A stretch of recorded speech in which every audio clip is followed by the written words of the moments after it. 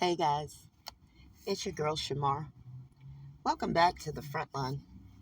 You know what? Let me roll this window up to my car, guys. I've had to help a sister in need today. You know, guys, we live in Zion and it's very, very vulnerable out here. While it's beautiful, we're subject to a lot of vulnerable situations. Like, you really want to keep water in the car. You really want to keep a blanket in the car, guys. You really want to keep a flashlight in the car. You want to keep a weapon in the car because from like one of the major cities, which is Tucson, I'm about an hour, almost 2 hours away. Okay. So the ride from, hanging out with Unifears back to the land, it's a long stretch of land. And, the nearest towns are like, whew, child, put it to you like this. Mother put me to where if something happened, people couldn't just walk on over to the land. All right, guys. We got a hill. They can't take us on the hill because every time they try to come up the hill, we're going to hit them with a big ass rock, ain't we, guys? Come on, y'all. But yeah, she's in a little bit of a predicament. Her car died in a little town called Tombstone. Y'all heard of that? And so today I really cannot do too long of an episode. It's funny because on the Sabbath, you guys, we did the True Sabbath video, and you know that we are commissioned to help people in need, right? Yeah, we're commissioned to help people in need. So that's kind of what I'm doing today. So I wanted to touch on Moab today, and I really wanted to touch on Ruth, right? But what I'm going to do is read this passage from little verse in Nehemiah that I really like because to me it supports what I read a week or two ago about Moab, right, guys? About not giving your daughters away to other nations. And not to mention in this verse in the Torah, we get a really popular saying like, "Don't let me lay hands on you," right, guys? And so I really like this passage in Nehemiah. So I'm just going to do a quick reading of Nehemiah to reaffirm our position over here on the front line. When I say that we are not supposed to be with these Barbies, these foreign women, okay? Our people knew that back in the day. They knew that the gateway to Israel was through the woman. So they weren't trying to walk away from their inheritance for sexual favors. Not our Israelite men who uh, respect the way the Creator set up our home life. Our men that respect that the Creator found in the woman um, a good home manager, guys. And when I say home manager, I ain't talking about making burgers and in there making you drink. And no, I'm talking about the rights to the land. I'm talking about the rights to teach the law to our children. That was our inheritance. And that is not to say that what the men were um, commissioned with was by any means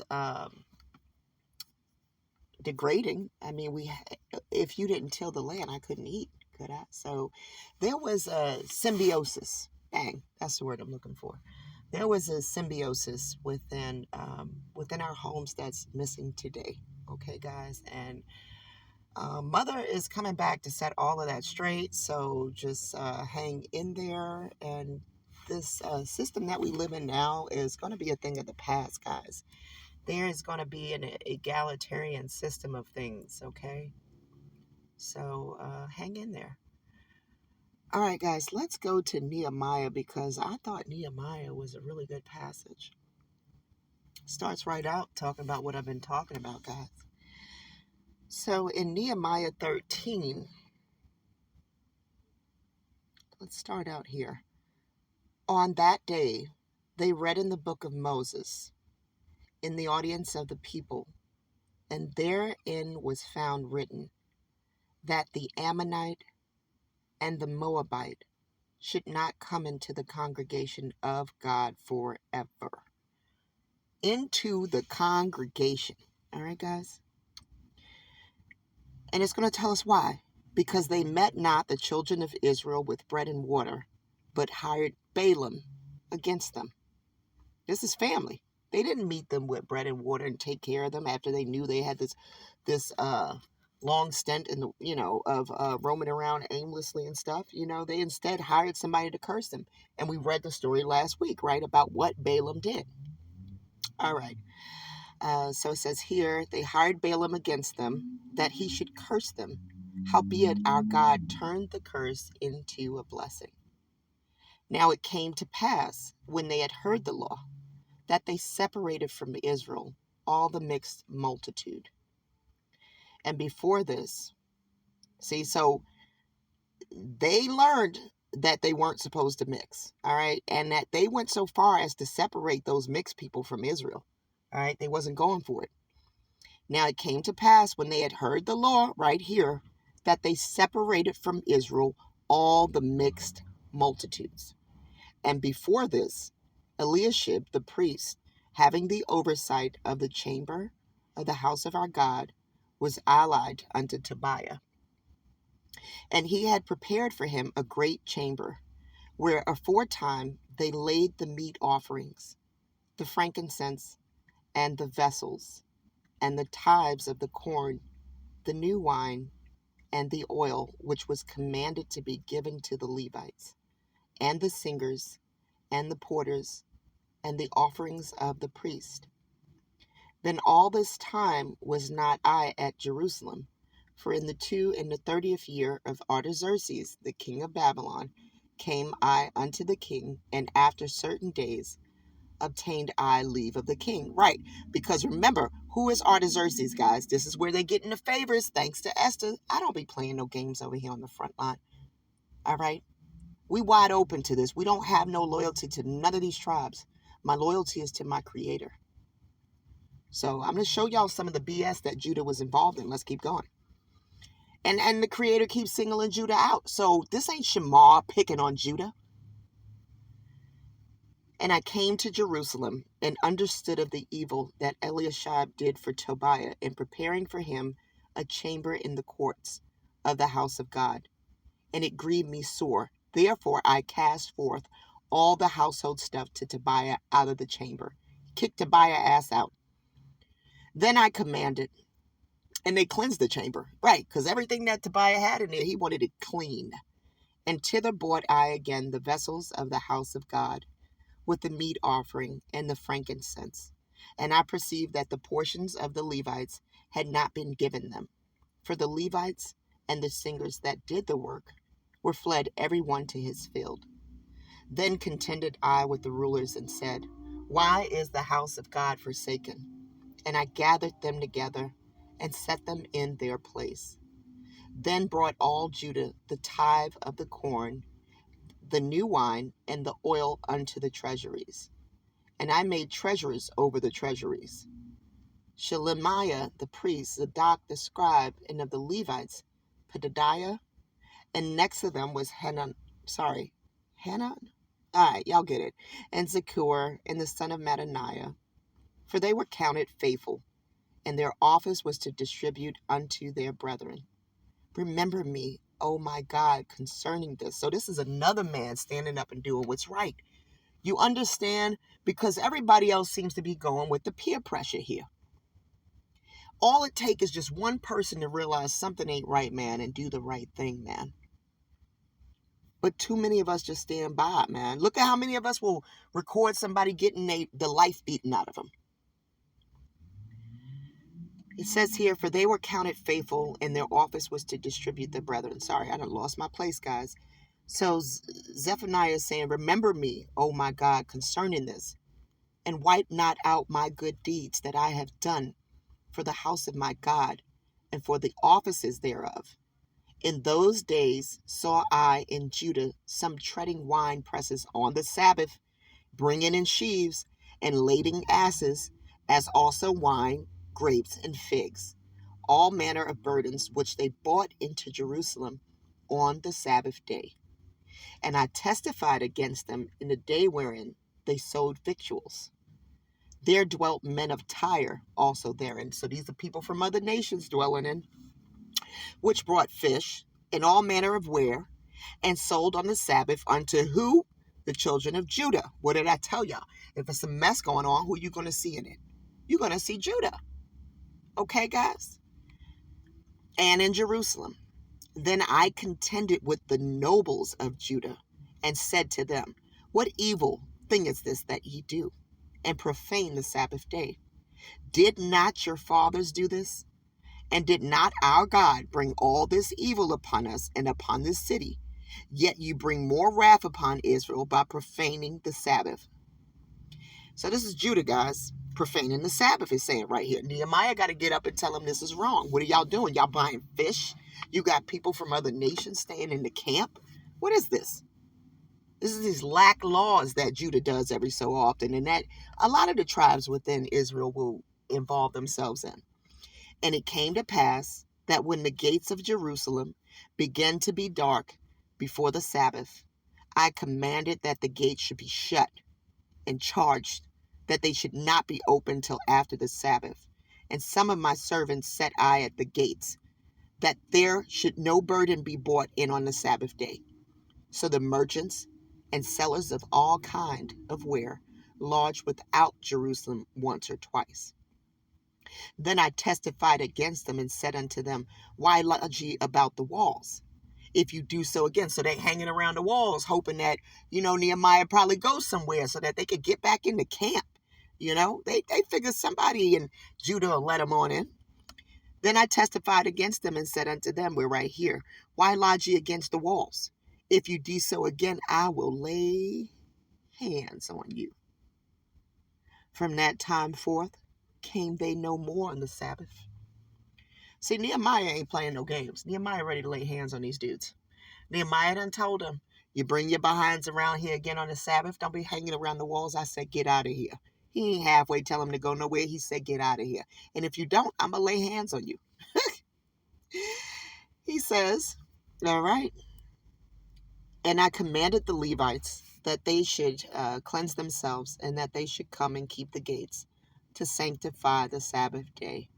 Remember me, O my God, concerning this also, and spare me according to the greatness of thy mercy. In those days also saw I Jews that had married wives of Ashdod, of Ammon, and of Moab. You hear what he's saying? In other translations, you're going to see that this says Judah. All right, guys? So I question the folks that are calling themselves this right now. They don't link that to Judah, guys. But I'm not here for that. In other translations, you're going to see, in those days I saw also Judah that had married wives of Ashdod, Ammon, and Moab. Right here, guys. You're going to see JC come from the line of Judah later on. Okay, guys? All right, let's keep going. And their children spake half the speech of Ashdod, and could not speak in the Jewish language. So what did they become? Other nations. But according to the language of each people. And I contended with them, and cursed them, and smote certain of them, and plucked off their hair, and made them swear by God, saying, ye shall not give your daughters unto their sons, nor take their daughters unto your sons for yourself. So to do so, you are cursed. Did not Solomon, king of Israel, sin by these things? Yet among many nations was there no king like him, who was beloved of his God, and God made him king over all Israel. Nevertheless, even him did outlandish women cause to sin. Shall we then hearken unto you to do all this great evil, to transgress against God and marrying strange wives, guys, right here, to transgress against God by marrying strange wives? Okay. And one of the sons of Jodah, the son of Elishib, the high priest, was son-in-law to Sanballat, the Horonite. Therefore I chased him from me. Yeah, he ain't true Israel. Remember them, oh my God, because they have defiled the priesthood and the covenant of the priesthood and the Levites. Thus cleansed I them from all strangers, and appointed the wards of the priests and the Levites, every one in his business, and for the wood offering at times appointed, and for the first fruits. Remember me, oh my God, for good. Man, Nehemiah is telling you in this passage that these people from the tribe of Judah were marrying people right here from other nations. And now here's the deplorable thing about it. They know that these two right here are from an incestuous line. A father and his daughter's line. Okay? They know it. Yet they're picking them up and they're marrying them. And so is Solomon. As a matter of fact, David hid his family amongst the people of Moab. This is a problem that we have right here, guys. Let me tell you something. I know a lot of y'all are probably watching this and saying, you know, I got a mixed family. Is she attacking me? I got a wife at home that don't look like Israel.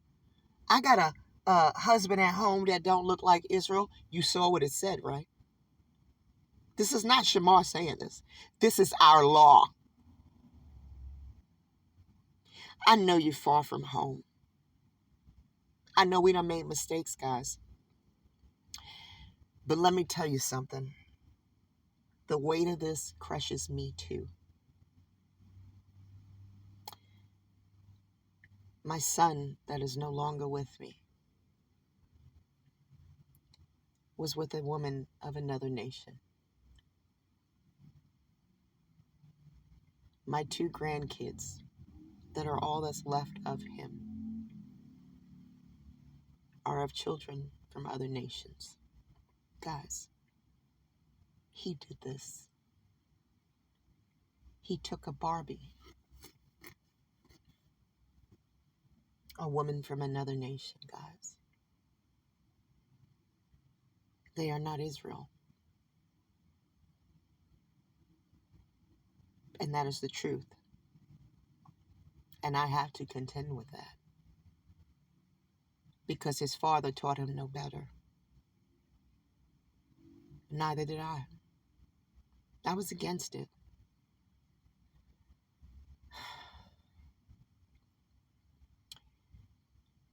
Listen, guys. The Creator wasn't playing. If you were not sure that this was a law, if you weren't sure, remember, guys, last week I told you it's a law.